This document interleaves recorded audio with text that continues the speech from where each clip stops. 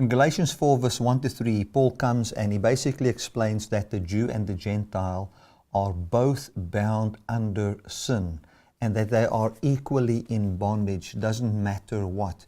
Even if God has, or when God has made you a promise, if you are an heir, although you are an heir, if you are under tutors and governors, you differ nothing from a slave. And he's got, like I said in the introduction, he comes with his concern now. And the concern is not about, well, just customs and just, well, they follow the customs of the Jews and we just don't believe we don't have to do that and all those kind of things. No. What Paul's concern here is the power that is behind what you do. Because if you go back to the old law system, you will not have the power of freedom from sin and death. That is what he is after here. He's not after, well, we can just incorporate people that are going back to Judaism and being circumcised. It is okay. No, it's not okay for Paul. This is a life and death matter to him. Let us read Galatians 4 verse 1 to 3. It says, "Now I say that the heir, as long as what he is a child, differs nothing from a servant or a slave, though he be the Lord of all, but is under tutors and governors until the appointed time of the Father. Even so, when we were children, were in bondage under the elements of the world." So what he is saying here is that if you look at the Jews, when they were under the law, they were in bondage to the elements of this world. So there is no freedom under the law. That is what Paul is getting at. We also see now in the beginning of chapter 5, he actually comes and he says, "Stand fast therefore in the liberty wherewith you have been set free." That liberty is not a liberty where it is saying, well, don't be under a law. The liberty he's talking about is to be liberated from sin and death. And that we see as we continue up into chapter 5. All this is building up to Paul saying to the people, you are going back to a life which is a cursed life, which is a life that doesn't have the power unto salvation, which is a life wherein the pride of ethnicity and that which comes with circumcision becomes central stage, where it's not about Christ but about a nation, where it's not about Christ but about a certain custom, about the flesh, if you're circumcised in the flesh and what you do through the flesh. And that life is void of the power unto salvation. That is what he's getting at here. He says in verse 3, "Even so we, when we were children, were in bondage under the elements of this world." And there we can look at two verses. The one is John 8:36 and the other Romans 8 verse 14 to 17.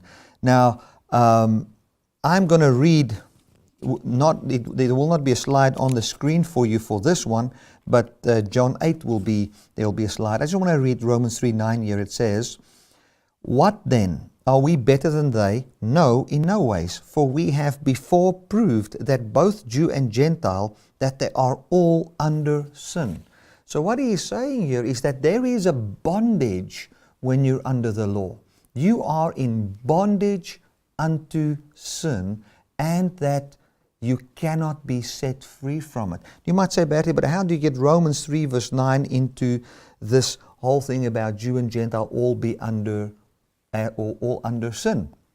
I connect it to Galatians 4 verse 3 where it says, "Even so we, when we were children, were in bondage under the elements of the world." I connect to that passage because of John 8:31.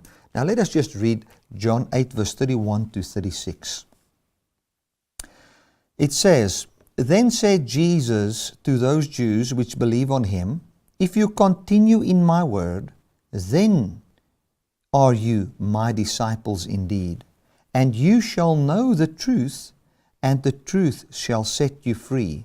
They answered him, "We be Abraham's seed, and we're never in bondage to any man. How do you say, you shall be made free?"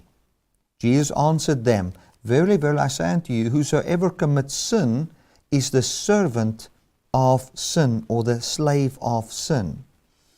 And the servant abides not in the house forever, but the Son abides forever.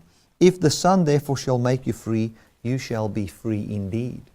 Now, I do believe that Paul had the same mindset about bondage unto sin as what Jesus declares here.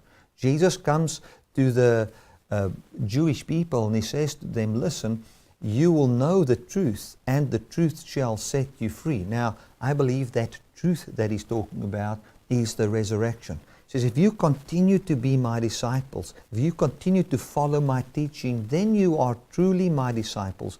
And as you continue in what I teach you, you will find the truth. And the truth would be that Jesus is truly the Messiah of the whole world, and that He has conquered sin and death, and that it is not about ethnicity, but it's about God coming, conquering the sin and death of people by the death and the resurrection of Jesus Christ. That the Messiah actually came for sin, to condemn sin in the flesh. That is what He has come to do, so that we might have immortality by Him ruling over sin and death, and not ruling over nations. That is what he's talking about here, I believe. That's why he says here that you will know the truth, and the truth shall set you free. Then he goes on. Then the disciples go on, or the people that were his disciples then, were the people that started to listen to him there. And they said, but we are Abraham's seed. Now we know when these Jews said that we are Abraham's seed and we've never been in bondage, that what Paul is saying in Galatians and what these Jews saying is not the same thing. Paul said that the seed of Abraham is one, and whosoever is in him, those are heirs. And he's actually saying that physical Israel as a nation is not the heirs of the promise. But those, although they be from physical Israel or any nation, they do believe that they are the heirs of the promise. And the promise is that the nation shall be blessed with a life free from sin and having, therefore, immortality because of the doing of God. He goes on here and he explains that this bondage is actually this bondage is unto each one that is under sin. That's what he's saying. So the bondage by Jesus is declared as a bondage to a life of sin and death. And here Paul comes and he says, as long as what the heir is a child, he differs nothing from a servant. He differs nothing from a servant. And what he's saying is that the law does nothing for you as pertaining to setting you free from sin. As a matter of fact, Paul says that he has not known sin, but by the law. That is what he is saying. And by the law we find a manifestation of more and more sins. We see that in Galatians. We have taught on that in previous chapters here, in previous lessons. So what Paul is saying is that as long as what you are under the law, you are still in bondage under the elements of this world, under the basic principles of this world. You will stay in bondage. You will not be set free from what destroys your lives. And that is a great concern to the Apostle Paul, and he wants people to be set free. He's saying to the Galatians, you think that you have believed upon the Lord, you've received the Holy Spirit.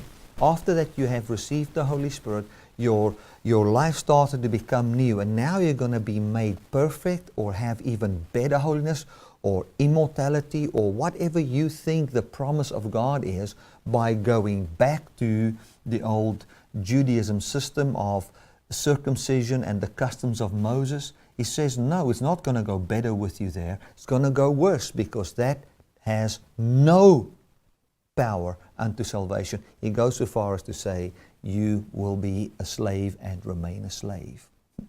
Well, I think Paul is really warning the people here, and his heart is being seen. And may this be a warning to all of us as well. Now that was Galatians 4, verse 1 to 3.